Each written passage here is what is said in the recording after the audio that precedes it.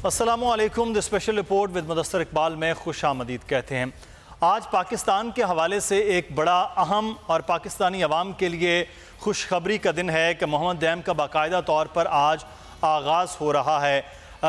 एक बड़ा मंसूबा है, तवील मंसूबा है, वक्त भी लगेगा, इंतज़ार भी होगा, लेकिन सबसे पहले तो सलाम पेश करते हैं उन लोगों को कि जिन लोगों की ये जगह थी, जिन लोगों की ये ज़मीन थी, उन्होंने अपनी ज़मीन को, अपनी जगह को छोड़ा है पाकिस्तान के मुस्तक़बिल के लिए। ये बहुत बड़ा एक मंसूबा है जो आने वाले वक्त में पाकिस्तान की जो तवानाई की ज़रूरियात हैं, पाकिस्तान में जो पानी की किल्लत पैदा हो रही थी, उसको बेहतर बनाने में एक इब्तदाई मंसूबा होगा।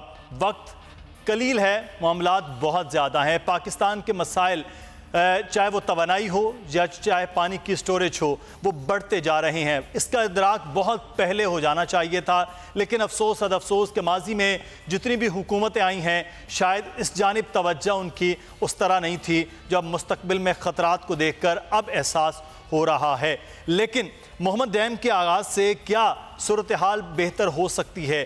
क्या ये वाकई पाकिस्तान की तवानाई की ज़रूरियात को बेहतर और जो पानी की किल्लत पैदा होने के ख़दशात हैं उसको दूर करने में मददगार साबित हो सकता है या नहीं? इस सूरत हाल पर हम बात करेंगे, क्योंकि आज इसका बाकायदा तौर पर आगाज़ और इफ्तिताह कर दिया वज़ीर आज़म पाकिस्तान इमरान खान साहब ने।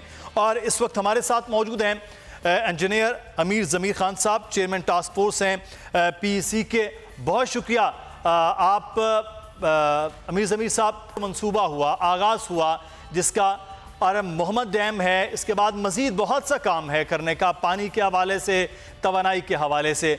आप समझते हैं कि ये जो आगाज़ हुआ है इसमें दो तरह की चीज़ें हैं, एक टेक्निकल जो सपोर्ट है उसको फाइनेंशियल सपोर्ट मिलना है। ये जो मंसूबा ये लगाया गया है ये कितना प्रैक्टिकल है और कितना पाकिस्तान के लिए ज़रूरी था, और इसका अगले आने वाले वक्त में आप मुस्तकबिल क्या देख रहे हैं? बिस्मिल्लाहिर्रहमानिर्रहीम। सबसे पहले तो आपने कहा कि आखिरकार ये शुरू हो ही गया। पहली बात तो ये है कि आज इफ्तिताह नहीं हुआ, संगे बुनियाद रखा गया है। संगे बुनियाद रखा गया है। इफ्तिताह और संगे बुनियाद में बड़ा फर्क है। और दूसरी बात यह है कि बड़ी देर की मेहरबान आते आते, लेकिन चलो अच्छा है, कहते देर आए दुरुस्त आए, कि किसी ने तो ये शुरू किया है। दूसरी बात आपने बात की है टेक्निकल सपोर्ट की और फाइनेंशियल सपोर्ट की। जी। आप हैरान होंगे कि ये मेरा ख्याल है कि उन चंद मंसूबों में से है, पिछली से पिछली गवर्नमेंट भी ये करती रही, ये चंद उन मंसूबों में से जिसका अभी तक फाइनेंशियल क्लोज नहीं हुआ और ये इसका संगे बुनियाद रख दिया गया है। ये हेस्ट में जो भी काम होते हैं वो पाया तकमील में पहुंचते पहुंचते उसमें बहुत ज्यादा कबाहतें आ जाती हैं। ये भी एक ऐसा मंसूबा है कि इसका अभी तक फाइनेंशियल क्लोज नहीं हुआ और इसका संगे बुनियाद रख दिया गया है। और दूसरी बात यह है कि इसका जो महमद डैम और दूसरा बादशाह डैम, इसको क्लब कर दिया गया। इसका आप देखें कि चीफ जस्टिस साहब ने भी आज बड़े उन लोगों का शुक्रिया अदा किया कि जिन लोगों ने कुर्बानियां दी हैं, वाकई वो कुर्बानियों के जो जिन्हों दी हैं वो काबिल तहसीन है। लेकिन बात सिर्फ ये है कि महमद डैम एक अलग से डैम है और बादशाह डैम अलग से डैम है। हमारी बदकिस्मती ये है कि मैं पहले भी कहता रहा हूँ आपके प्रोग्रामों में भी, कि बदकिस्मती ये है कि ये जो टेक्निकल मंसूबे हैं ये नॉन टेक्निकल लोगों के हाथों में दे दिए गए हैं। ये पहले मुझे बताएं कि मैं आपसे पूछता हूँ, आपके मीडिया के थ्रू जो टेक्निकल लोग हैं जो फैसला साजी करते हैं उनसे पूछता हूँ कि जो तरबेला डैम था, जो मंगला डैम था, जो वाटसक डैम था, जो बड़े बड़े गाजी बरोथा डैम बने हैं, ये कौन सी अदालतों ने बनाए हैं? ये कौन से चीफ जस्टिस ने बनाए हैं? ये कौन सी गवर्नमेंटों ने बनाए हैं? ये तो वापडा ने बनाए हैं। वापडा को दें, वापडा का काम है कि वापडा इसको ऑन करे। मैं देख रहा हूँ खबरों में आपके मेन हेडलाइंस में इमरान खान साहब हैं, ठीक है, उनका एक प्राइम मिनिस्टर है, चीफ जस्टिस को आप दिखा रहे हैं। मुझे कहीं चेयरमैन वापडा नजर नहीं आ रहा, मुझे कहीं मेंबर वाटर नजर नहीं आ रहा, मुझे कहीं मेंबर पावर नजर नहीं आ रहा। जिन लोगों ने ये डैम बनाने हैं, आप उनके जो टेक्निकल लोग हैं उनको दें जिन्होंने ये काम करने। और दूसरी बात ये है कि आप हैरान होंगे कि ये आज इसी तरह न खुदा न खासा ये ना हो खाकम बदन कि जैसे बादशाह डैम था कि 3 प्राइम मिनिस्टर पाकिस्तान के ये संगे बुनियाद रख के अपने ये पॉइंट स्कोरिंग करते रहे, लेकिन उसके लिए 1 एकड़ भी जमीन जो थी एक्वायर नहीं की गई थी। और आज भी आप ये देखें ये मोहम्मद डैम के लिए अभी तक ये 17 बिलियन रुपीस PSDB में रखे गए थे इस साल के लिए, फाइनेंशियल ईयर में 18 में और 19 में 17 बिलियन PSDB में फंड एलोकेट किया गया था। और मेरी इतला के मुताबिक 1 एकड़ भी जमीन अभी तक एक्वायर नहीं की गई। और आज हम संगे बुनियाद रखने चले हैं। अच्छा, एक चीज़ मैं थोड़ी सी मतलब आपके बिल्कुल वो आप सही बात कर रहे हैं। असल में जिनका टेक्निकल काम है उन टेक्निकल लोगों को ही आगे होना चाहिए, चेयरमैन वापडा हों या बाकी जो लोग हैं। अच्छा, दूसरा इसमें यह है कि 2 कंपनीज रखी गई हैं, एक डेस्कॉन है, एक चाइना की कंपनी, उन्होंने मिलकर ये मामला करना है। दूसरा जो आज चीफ जस्टिस को दिखाया जा रहा है, साबिक चीफ जस्टिस को या वज़ीर आज़म पाकिस्तान, तो ये आज थोड़ा सा ये भी बात हुई कि हुकूमतों का काम होता है, हुकूमतों के अंदर ये इदारे अंडर ही उनके होते हैं, चाहे वो वापडा हो या बाकी जो इदारे हैं। तो आज ये बात की गई कि साबिका हुकूमतों का काम था, वो नहीं किया, मौजूदा हुकूमत का काम है कि वो ये करे। तो ये अदालतों के लिए कि जब फंड्स नहीं थे, अब फंड्स के हवाले से मैं आपसे ये बात कर लेता हूं। अभी जो फंड्स की एलोकेशन है 17,000 मिलियन रुपए जो 2018-19 के बजट के लिए रखे गए हैं, आप समझते हैं कि इतने बड़े मंसूबे के लिए क्या बजट होना चाहिए? और पाकिस्तान के मजबूरी बजट में तो इतना बड़ा हिस्सा नहीं हो सकता, ये बगैर जो इंटरनेशनल सपोर्ट है उसके बगैर ये मुमकिन हो पाएगा? जी, गवर्नमेंट को तो सर मैंने पहले खराज तहसीन पेश किया है, आप उसको थोड़ा सा दूसरी तरफ ले गए। मैंने ये कहा कि देर आए दुरुस्त आयद और बड़ी देर की मेहरबान आते आते कि चलो किसी ने तो इनिशिएटिव लिया है, गवर्नमेंट तो अच्छा किया जो इनिशिएटिव लिया, मैं सलाम पेश करता हूँ। और ये मंसूबा आपको याद नहीं, ये पिछली जो PSDP पिछली गवर्नमेंट ने शुरू किया था ये मेहमद डैम का। और जो बड़े डैम्स होते हैं इसके लिए मैं ये कहता हूँ कि किसी गवर्नमेंट को भी पॉइंट स्कोरिंग नहीं करनी चाहिए, ये नेशनल प्रोजेक्ट होते हैं और ये 8-8, 10-10 साल चलते हैं। अगर आज हम बोएंगे तो कल हमारी आने वाली नस्लें इसका फल खाएंगी। और जहां तक अपने कास्ट की बात की तो 310 बिलियन रुपए से इसकी कास्ट है इस डैम की, 310 बिलियन। तो 17 बिलियन टोटल इस साल रखी थी। और जहां तक फंड रेजिंग का तल्लुक है, जो मेरी इतला है और आपके पास भी इतला होगी कि टोटल 10 बिलियन रुपीस जो फंड्स इकट्ठे हुए हैं पूरी मीडिया कैंपेन चला के, तो वो तो ऊंट के मुंह में जीरे के बराबर है। और फिर मैं उसी बात की तरफ आऊंगा कि तरबेला डैम जो इतना बड़ा डैम था, जो मंगला डैम था, वो कौन से फंड रेजिंग से बना था? फंड्स का मसला नहीं होता, जो गवर्नमेंट ने काम करना होता है वो विल पावर होती है। कि एक इमरान खान है, बड़ी अच्छी बात है कि वो एक लीडर है, वो पूरी कौम में एक उजागर करता है कि जनाब एक आप ओनरशिप लें कि हमने डैम बनाना है। क्योंकि बहुत देर तक पाकिस्तान में बदकिस्मती थी, डैम्स के मतलब एक जो माइंड सेट था वो डैम के खिलाफ था। ये में एक क्रेडिट जाता है, मैं समझता हूँ प्राइम मिनिस्टर को भी और चीफ जस्टिस को भी, इस हद तक कि उन्होंने एक माइंड सेट तब्दील किया है कि एक डैम बनाया, दूसरे डैम बनने चाहिए। सही। लेकिन बाकी जहाँ तक बनाना है वो टेक्नोक्रेट्स ने बनाना है। और आपने बात की वो चाइना गजूबा की बात की जी। तो ये चाइना गजूबा वैसे भाई दी वही है जो नीलम जेलम पे इतने साल काम करते रहे और उसकी 5 रिवीजन रही हैं। मैं खुद प्लानिंग कमीशन में रहा हूँ और 5 रिवीजन में कहाँ तक ये कास्ट चली गई। और आई डाउट के ये 310 बिलियन भी रहेगी। और इन्होंने 5 साल का ये पीरियड दिया है। मेरे पास ये फिगर्स हैं कि ये मार्च 2019 में इसकी कमेंसमेंट डेट थी और जो कंप्लीशन डेट दी गई है वो है जुलाई 2024। 5 साल में, ये 5 साल में मेरा नहीं ख्याल, ये 5 साल में तो बड़ी मुश्किल से। ये अमीर ज़मीर साहब, ये बड़ा अहम टॉपिक है। हम चाहेंगे आपसे, बल्कि रिक्वेस्ट भी करेंगे कि किसी आप हमारे साथ वीडियो लिंक पर ज़रूर हों कि हम इस पर कुछ टेक्निकल बातें कर सके कि आवाम के लिए आसानी भी हो सके, उन्हें समझने की भी बात हो सके। फिर अवेयरनेस की जो आपने बात की है, 2-3 बड़े अहम पॉइंट आपने उठाए हैं कि आज तो ये इफ्तिताह हुआ, अगले आने वाले वक्त में ये बड़ा एक लंबा मनसूबा है। हम टेक्निकली तौर पर चाहेंगे कि आपका जो है वो संगे बुनियाद से अगला बड़ा एक लंबा वक्त है, आपसे वक्त भी लेंगे ताकि आप बैठे। जो आखिरी में बात करना, जो असल इशू है जिसपे बहुत ज्यादा आने वाले वक्तों में बात होगी और जिन पे देखना होगा कि जो इसकी जो स्टोरेज कैपेसिटी है वो 1.293 मिलियन एकड़ फीट है। स्टोरेज कैपेसिटी 1.293 मिलियन एकड़ फीट। लेकिन इसकी जो लाइव कैपेसिटी है वो बहुत बड़ा इशू है जिसपे आज तक किसी ने बात नहीं की। जो इसकी लाइव स्टोरेज कैपेसिटी है दैट इज ओनली 0.67 मिलियन एकड़ फीट, यानी इसमें पानी रहता ही नहीं है। इसका जो पानी है वो मुंडा जो हाइडल आपका जो हेड वर्क है वो सारा पानी तो उसमें चला जाता है। सही। आप 0.67 मिलियन एकड़ फीट के लिए इतना बड़ा डैम बना रहे हैं। मैं कहता हूँ आपकी पहली प्रायोरिटी बादशाह डैम होनी चाहिए थी। सही। आप बादशाह डैम पे पहले काम करते, दोबारा इस पे डैम पे काम आते। लेकिन ये बड़े इंपॉर्टेंट पॉइंट्स हैं जो आप बात कर रहे हैं। टेक्निकली इस पे हम जरूर एक अलग से प्रोग्राम करना चाहेंगे कि आप हमारे साथ वन लाइनर यही है कि ये आप टेक्नोक्रेट्स को दें डिसीजन मेकिंग। ये काम टेक्नोक्रेट्स का है, ये काम ना तो किसी सुप्रीम कोर्ट का है ना ये ब्यूरोक्रेट्स का काम है, ये टेक्नोक्रेट्स का काम है। टेक्नोक्रेट्स को काम दें, वही इसका सलूशन देंगे और बेहतरीन डैम वही बना के देंगे। ठीक, बिल्कुल, ये बड़ा अहम पॉइंट है। टेक्नोक्रेट्स काम ही उनका है कि वही करेंगे तो फिर होगा। सियासी मामलात तो बहरहाल ये हैं नहीं, ना ही किसी साबिक चीफ जस्टिस की जिम्मेदारी। अवेयरनेस के हवाले से जो आपने बात की वो ज़रूर उठाई गई है और सियासतदानों से अवेयरनेस आती है या बाकी ऐसे लोगों से अवेयरनेस आती है, लेकिन जो काम है करने का वो टेक्निकल लोगों ने ही करना है। बहुत शुक्रिया इंजीनियर अमीर ज़मीर खान साहब, chairman task force Pakistan engineering council मौजूद थे और ये इस मंसूबे के हवाले से फिर से कहेंगे। बहरहाल ये इसका आगाज़ है, संग बुनियाद इसका रखा गया, वक्त इसका खासा है, 5 साल का वक्त मजीद इसको दरकार है जब ये कंप्लीट होगा। टेक्निकल बहुत से पॉइंट हैं, आने वाले दिनों में इस पर बात करेंगे, आगे बढ़ेंगे, इस पर भी बात कुछ करते हैं क्योंकि आज बहरहाल प्रेजिंग तो हो रही है वज़ीर आज़म पाकिस्तान की, उस पर भी बात करते हैं और साथ ही साथ कुछ और सियासी मामलात। हमारे साथ मौजूद हैं शौकत बसरा साहब, पाकिस्तान तहरीक इंसाफ के रहनुमा हैं। बसरा साहब आपका बहुत शुक्रिया। और हमारे साथ इस वक्त मौजूद हैं आरिफ चौधरी साहब, सीनियर कानूनदान हैं, इस्लामाबाद स्टूडियो से हमारे साथ मौजूद हैं। चौधरी साहब आपको भी बहुत शुक्रिया। पहले तो मैं मुबारक भी दे देता हूँ, बैसियत पाकिस्तानी भी, बैसियत हुकूमती रहनुमा भी, बसरा साहब आपको भी, कि आज मोहम्मद एम का बहरहाल संग बुनियाद जो है वो रख दिया गया है। लेकिन एक चीज़ यहाँ पर बात हुई है और वो फिर से हुई है वज़ीर आज़म पाकिस्तान की जानिब से, और वो कह रहे हैं कि वो किसी भी सूरत में किसी को जो है वो NRO नहीं देंगे। NRO की बार बार बातें हो रही हैं, NRO इख्तियार वज़ीर आज़म पाकिस्तान ने रख लिया कि वो NRO देंगे।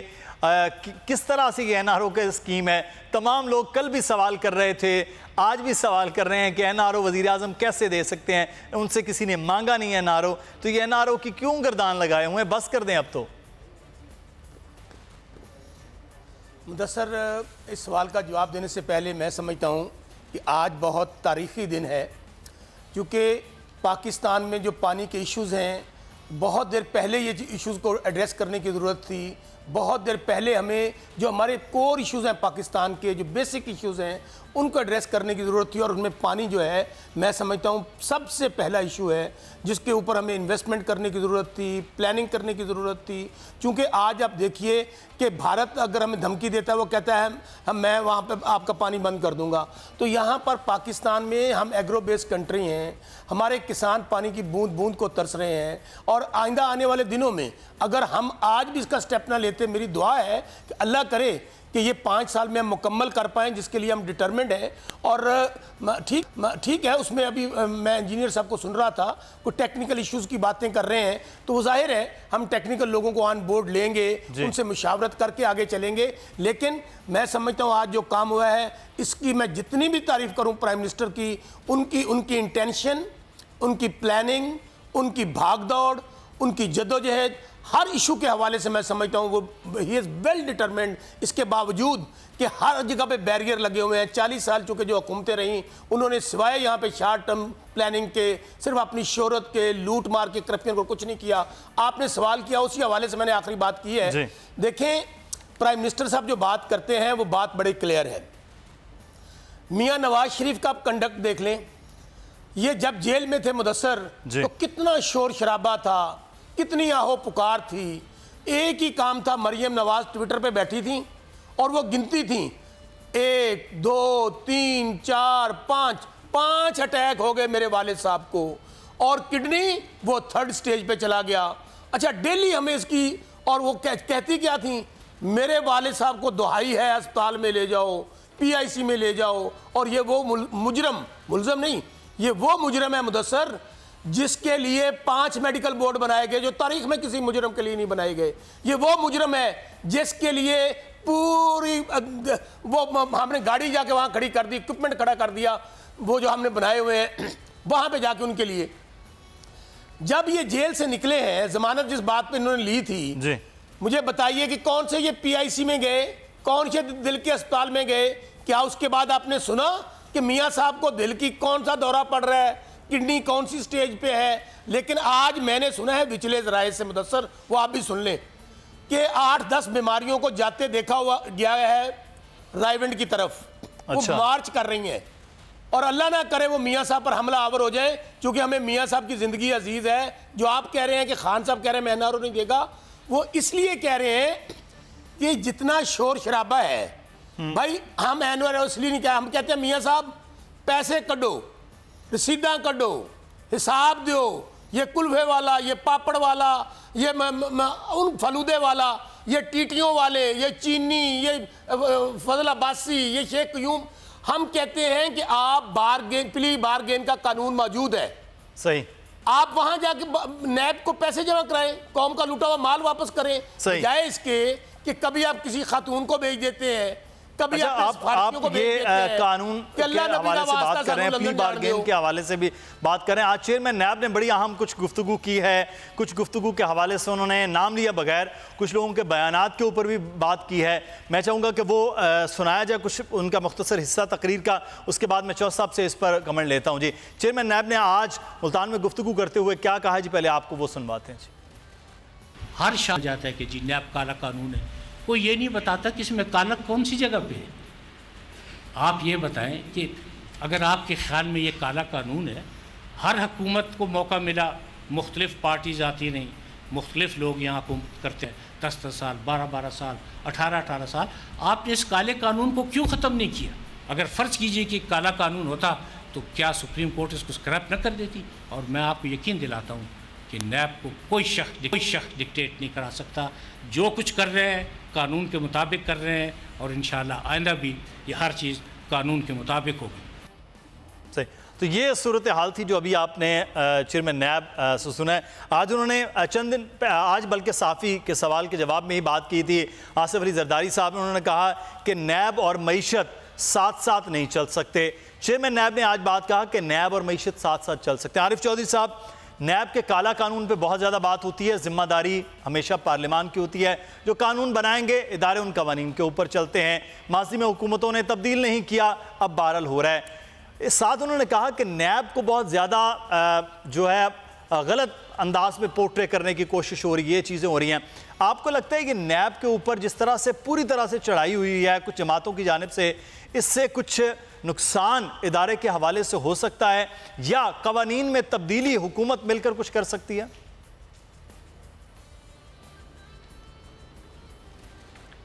बहुत शुक्रिया। मैं आज आप ये जो नैब के चेयरमैन की गुफ्तगू है उससे पहले, इससे तबसरा करने से पहले मैं एक आधी बात आपसे शेयर करना चाहूँगा। जी जी। कि जो मेरे प्यारे दोस्त बसरा साहब फरमा रहे थे कि देखें जी ये प्ली बारगेन का हमें कहते हैं कि प्ली बारगेन, भाई बात ये है आप कौन होते हैं इन्हें कुछ कहने वाले, चूँकि ये आपका तो कह कि ये केसेस भी पहले के बनेंगे, और बात भी दुरुस्त है, आपका कहना ये गलत नहीं है। पहले के केस बने हुए हैं, नैब पहले का बना हुआ है, चेयरमैन नैब जो है वो इनका बनाया हुआ है, आपका इससे कोई लेना देना नहीं है। तो इसलिए आप बार बार जिस बात का ये आपको भी पता होना चाहिए, और दुनिया भर में ये मारूफ प्रिंसिपल है कि जिस बात का बहुत ज़्यादा चर्चा किया जाए उसमें कहीं कोई ना कोई सदाकत लोगों को नज़र आने लगती है कि यानी इस तरह की बातें आपको नहीं करनी चाहिए। पहली बात तो ये है कि आप इस पोजीशन में नहीं हैं कि आप NRO दे सकें, और दूसरी बात यह है कि नवाज शरीफ पर ऐसा कोई प्रेशर नहीं है कि जिसकी वजह से वो प्ली बारगेन करे, जिसकी तरफ आप उन्हें निशानदेही कर रहे हैं कि जहाँ प्ली बारगेन का कानून मौजूद है। अदालतें उन्हें जिस अंदाज का रिलीफ नीचे दे रही है, ऐसे हालात में उन्हें क्या ज़रूरत है, क्या उन पर प्रेशर है? प्रेशर सिर्फ जिस बंदे पे होता है जिसे जेल से रिहाई नहीं मिलती, जिसे ये नज़र आता है कि मुझे जब तक मैं पैसे नहीं दूंगा उस वक्त तक मुझे कोई रास्ता नहीं है मेरे लिए निकलने का, रिलीफ नहीं है, उस सूरत में देते हैं। तो इसलिए कोशिश इस वक्त जो करनी चाहिए हुकूमत को, बजाय इसके कि एक ऐसा काम जो आपका है नहीं, जो आप कर नहीं रहे, सिर्फ आप इंफॉर्मेशन की हद तक अपने ज़िम्मे क्यों ये लेते हैं बात? आप इंफॉर्मेशन ना प्राइम मिनिस्टर दे इस मामले में और ना इसके ऊपर कोई जोर दे, बात बहुत होगी। और मैं आपको देखिए, हमने भी इस करप्शन पे बहुत ज़्यादा बातें की है। मुझे यूँ लगता है कि जितना ज़्यादा इस करप्शन का जिक्र होगा उतना इसका असर कम होगा। एक दफ़ा आपने कह दिया करप्शन के ख़िलाफ़ जिहाद के तौर पर हम सब ने साथ दिया, पूरी कौम ने साथ दिया, आप इलेक्शन जीत के आ गए। अब आपको डिलीवर करने का वक्त है और दोनों चीज़ों को साथ साथ चलाएं। जहाँ तक ये डैम का मामला है, इस मामले में भी मैं ये चाहूँगा कि साबिक चीफ जस्टिस को ड्यू क्रेडिट दिया जाए, क्योंकि ये जो आज आपने एहसास प्रोग्राम शुरू किया है, कल आपने ऐलान किया, वो मतलब यह एक तवज्जो दिलाओ है कि ऐसे इश्यूज़ जिनकी तरफ तवज्जो नहीं जाती लोगों की, आपने वो तवज्जो दिलाई है कि जी हमने गुर्बत जो है उसे एलिविएट करना है, उसे ख़त्म करना है। तो इसी तरह उस वक्त ये मामला हुकूमतों की तवज्जो का मरकज़ नहीं था। पिछली कई हुकूमतों ने इस पर तवज्जो नहीं दी। सबसे पहले तवज्जो जिसने दी वो आपके चीफ जस्टिस थे उस वक्त के साकिब निसार साहब, जिन्होंने इस पानी के मसले को समझा और इसको जानलेवा मसला समझा कि अगर पानी का हम इंतज़ाम नहीं करते, डैम नहीं बनाते, तो हमारी आने वाली नस्लें जो है वो किस तरह यानी उन्हें क्या फेस करना पड़ेगा। उसके बाद आप बिल्कुल क्रेडिट दें कि उसको ओन किया प्राइम मिनिस्टर ने। तो आप हर चीज़ को उसके तनाजुर में रखेंगे तो चीज़ें बड़ी आसान हो जाएगी लोगों के लिए, समझने के लिए भी, और एक सेंस ऑफ प्रोपोर्शनेट भी कायम होगी। और इसके बाद आगे अगर आप ये नैब के चेयरमैन की बात करते हैं और जो तनकीद वाली बात है, मैं आपसे अर्ज़ करूँ, तनकीद उस पर होती है जो कुछ करता है। और चूँकि नैब आप उसे क्रेडिट दें कि एक ऐसा डेड हॉर्स जो बिल्कुल कुछ भी नहीं कर रहा था, वहाँ आके एक नैब के चेयरमैन ने उसमें ताजगी और ज़िंदगी पैदा कर दी है। उसमें तनकीद तो यकीनन हमें करनी चाहिए और लोग करते हैं, लेकिन इसके बावजूद अक्रॉस द बोर्ड केसेस सामने आ रहे हैं। अब ज़रूरत यह है कि हुकूमत जो है बजाय इसके कि वो ये कहे कि जी हमारा कोई ताल्लुक नहीं, आप इसकी ओनरशिप ले कि इस प्रोसेस को हमने फैसिलिटेट करना है, मुदाखलत नहीं करनी, लेकिन जहाँ तक उसकी ज़रूरत है रीइंफोर्स करने की, उन्हें स्टाफ देने की, उन्हें वसाइल देने की, वो सारे मुहैया करें। बिल्कुल, ये हुकूमत के ये काम ना कि वो जिस तरह से प्ली बार्गेन की हुकूमत ऑफर करे या हुकूमत ये बात करे कि एनआरओ नहीं देना चाहिए, ये हुकूमत का वाकई उस तरह से काम नहीं होना चाहिए। इस वक्त राना सनाउल्लाह साहब भी हमारे साथ मौजूद हैं, मुस्लिम नून के सीनियर रहनुमा हैं। बहुत शुक्रिया राना साहब आपके वक्त का। आज चेयरमैन नैब ने आज गुफ्तगू की, किसी का नाम नहीं है बगैर, उन्होंने बहरहाल ये बात की कि नैब और करप्शन साथ साथ नहीं चल सकते हैं, और कह रहे हैं कि नैब और मईशत जो है वो साथ साथ चल सकते हैं। उन्होंने कहा हमारी वाहिद जो है वो पाकिस्तान को करप्शन फ्री बनाना, हमारे किसी के साथ किसी किस्म का कोई मामला नहीं है। लेकिन आपकी जमात हो या पीपल्स पार्टी हो, वो बार बार नैब को निशाना बना रही कि नैब इंतकाम इस वक्त कर रहा है, ना कि एहतसाब। तो क्यों आप नैब को इस वक्त निशाना बनाए हुए हैं? देखें, जो हमारे एतराज़ात हैं उनकी एक बुनियाद है। बुनियाद वो ये है कि आप फर्ज कर लें कि नैब जो है वो एक इंडिपेंडेंट अदारा है, जिस तरह से नैब चेयरमैन फरमा रहे हैं, और वो इंडिपेंडेंट अदारा जो है वो किसी के ज़ेरे असर नहीं होना चाहिए। हुकूमत जो है, हुकूमत ने एक नैब का सेल क्यों बनाया हुआ है, और हुकूमत जो है वो हर वक्त ये क्यों कहती है कि जी हम फलां को नहीं छोड़ेंगे, फलां को नहीं छोड़ेंगे, फलां को ये करेंगे, फलां को वो करेंगे। तो जब हुकूमत और ख़ास तौर पे वज़ीर आज़म जो है इस बयानिए को मुसलसल और तसल्सल के साथ करते हैं, तो फिर ये एतराज़ पैदा होता है कि वो नैब को के ऊपर असरअंदाज हो रहे हैं या नैब को अपने सियासी इंतकाम के लिए जो है वो इस्तेमाल कर रहे हैं।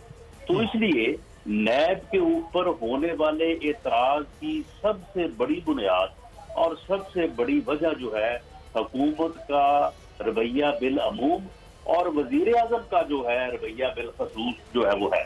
दूसरा ये है कि बाज़ केसेज ऐसे हैं, मिसाल के तौर पे खुसरो बख्तियार साहब हैं, दिसंबर से उनके खिलाफ इंक्वायरी जो है वो फाइनल हो चुकी है, और उसके डॉक्यूमेंट जो हैं जो इंक्वायरी की है मुल्तान रीजन ने, वो उनके डॉक्यूमेंट की कॉपीज लोगों के पास है, मीडिया के पास है, लेकिन उनको अभी तक जो है वो गिरफ्तार नहीं किया गया या उनके खिलाफ कार्रवाई शुरू नहीं हुई। अब ये जो BRT पेशावर है, 43 अरब रुपए की उसमें इन्हांसमेंट हुई है, और तकरीबन कोई 21 अरब रुपए की करप्शन की एलिगेशन है। अभी तक किसी को अरेस्ट नहीं किया गया, कोई उसके ऊपर जो है वो अमल शुरू नहीं हुआ। मालम जब्बा का केस जो है वो अभी तक जो है वो फाइनली हुआ। तो इसी तरह से बहुत सारे केसेस हैं कि जिनके मुतल्लक जो है वो प्रोसेस स्लो है। अगर वो प्रोसेस जो है उसे भी जो है वो उसी यानी जो है वो मरहले में लाया जाए जिस मरहले में अपोजिशन के खिलाफ मामला हैं, तो फिर ये जो तस्सर है ये दूर हो सकता है। और जहाँ तक कानून का तल्लक है, कानून के ऊपर जो है वो एतराज़ात सिर्फ अपोजिशन को नहीं है दूसरे लोगों को भी हैं, लेकिन वो पार्लियामेंट का काम है, वो नायब चेयरमैन या नायब का काम नहीं है।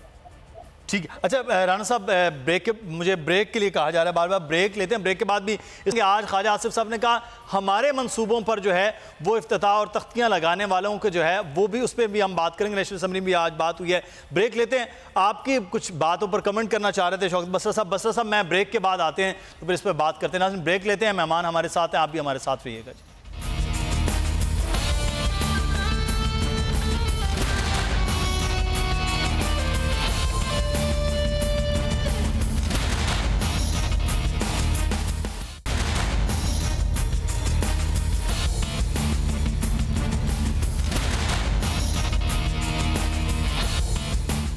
ब्रेक के बाद आपको खुश आमदीद कहते हैं। मैं कुछ सवाल थे जो छूट गए राना सनाउल्लाह साहब ने ब्रेक से पहले, और मैं जो बात भी करना चाह रहा था, क्रेडिट जो दिया जा रहा है इस हुकूमत को, साबिक चीफ जस्टिस साहब ने इस पर बड़ा काम किया अवेयरनेस के हवाले से भी और फंड रेजिंग के हवाले से।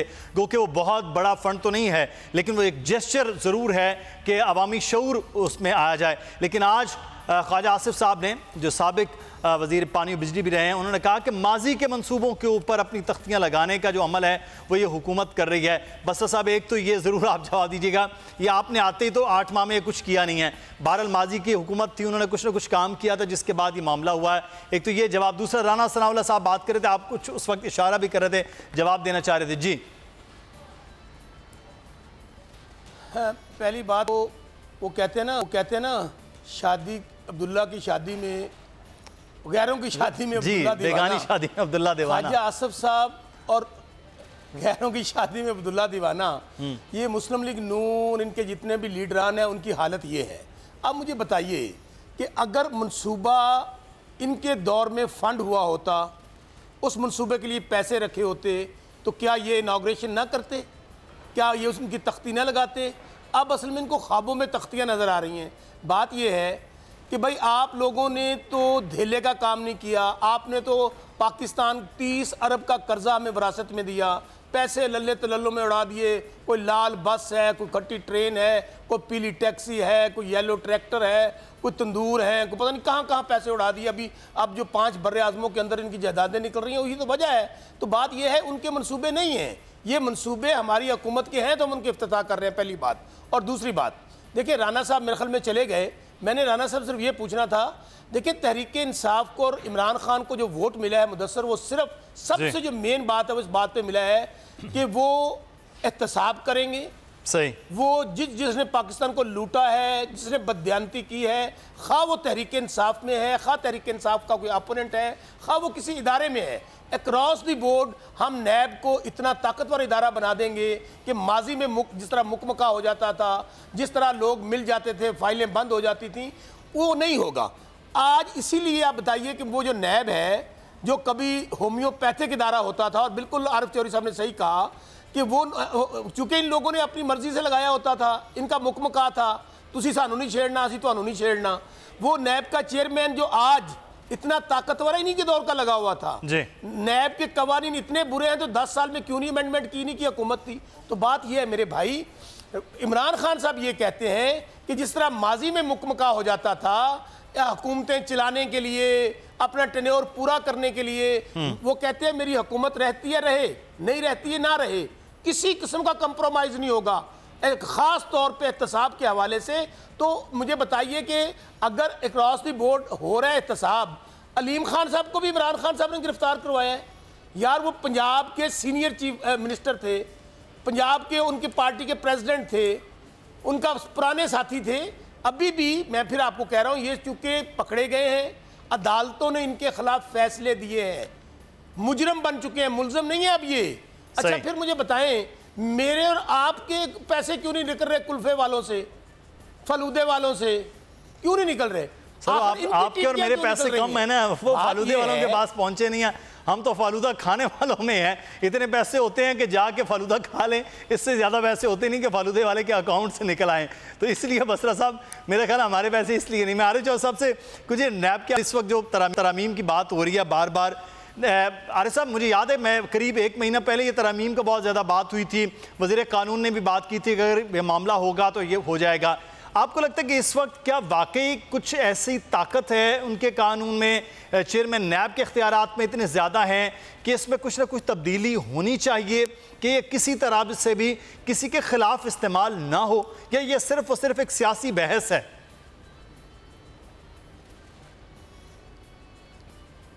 नहीं, बात यह है कि जहाँ तक बाज़ चीज़ों का ताल्लुक है, चूँकि ये नैब आर्डिनेंस बेसिकली एक जिसे पंजाबी में कहते हैं डंग टपाऊ, यानी ये वो सिस्टम था, इसको बाकायदा प्रॉपरली देखा नहीं गया। कानून की शक्ल देने के लिए जो बहस होती है, जिसमें एक एक शिक जो है उसको आइन के दायरा कार में परखा जाता है, फिर देखा जाता है, उसमें बहुत सारी ऐसी चीज़ें हैं जिन पे सवालात हैं। और नैब के इस कानून के साथ यानी ये इंसाफ होना चाहिए, खुद जिस तरह नैब का है इसी तरह नैब के कानून के साथ इंसाफ होना चाहिए। उसकी वजह यह है कि जो चेयरमैन का इख्तियार है, अगरचे ये बात दुरुस्त है कि इख्तियार जब तक आप किसी को नहीं देंगे वो नतायज आपके मतलूबा आपको हासिल नहीं होंगे, लेकिन इसके बावजूद कानून ने एक हद मुकर्रर की हुई है हर चीज़ के लिए। अगर आप वो हद नहीं रखेंगे तो उसमें जो ट्रांसपेरेंसी है और डिस्क्रिमिनेशन को एलिमिनेट करने का अंसर है वो उसके आने के चांसेस कम होते हैं। तो लिहाजा सेक्शन 24 जो है उसको देखना बड़ा ज़रूरी है। और उस सेक्शन 24 में आपको ये जो आप देखें ना, एतराज़ात हो रहे हैं बार बार हर तरफ से कि जी फ़लाँ को जो आपने हथकड़ी लगा दी, फ़लाँ को आपने गिरफ़्तार कर लिया, फ़लाँ को गिरफ़्तार नहीं किया।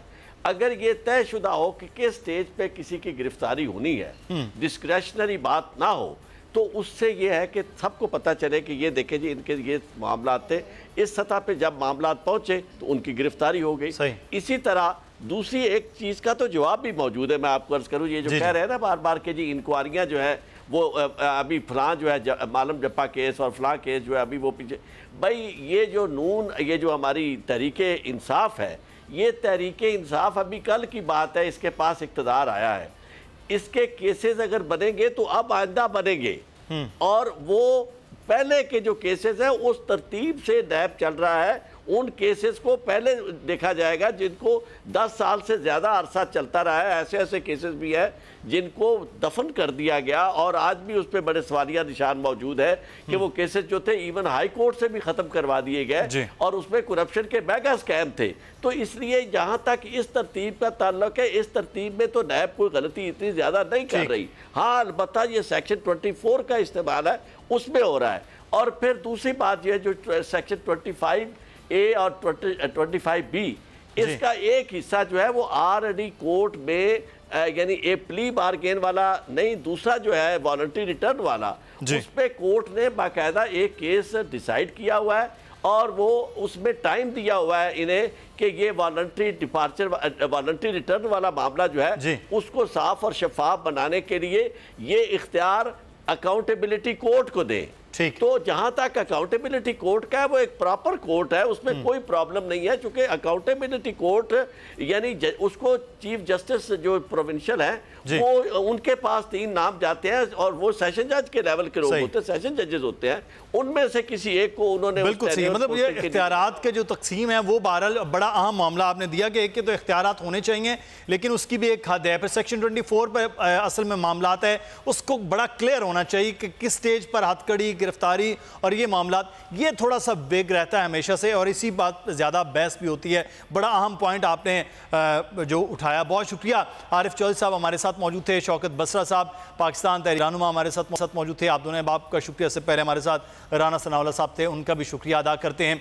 एक और बड़ी अहम और तखेज़ खबरें जो हैं वो अगले आने वाले वक्त में भी जैसे जैसे ये चीज़ें सामने आएंगी कि बूम बूम आफीदी की किताब अभी आई नहीं और धूम उसकी बहुत मचकी है, क्योंकि ऐसे बयानात, ऐसी चीज़ें और ऐसे इंकशाफात हो रहे हैं जो शायद इससे पहले क्रिकेट के मैदान में और ड्रेसिंग रूम की हद तक तो थे, आम पब्लिक में नहीं थे, जिसमें बड़े बड़े नाम भी शामिल हैं जो पाकिस्तान के लेजेंडरी क्रिकेट कहलाते हैं, उस पर तनकीद बड़ी की गई है। इस वक्त नादरा मुश्ताक हमारी जो स्पोर्ट्स रिपोर्टर हैं वो हमारे साथ मौजूद हैं, उनसे इस पर बात कर लेते हैं। नादरा, बहुत शुक्रिया आपके वक्त का। वकार यूनुस कोच थे, वकार यूनुस कैप्टन थे, शाहिद आफरीदी दोनों वक्त में वो खेल भी रहे थे उस वक्त।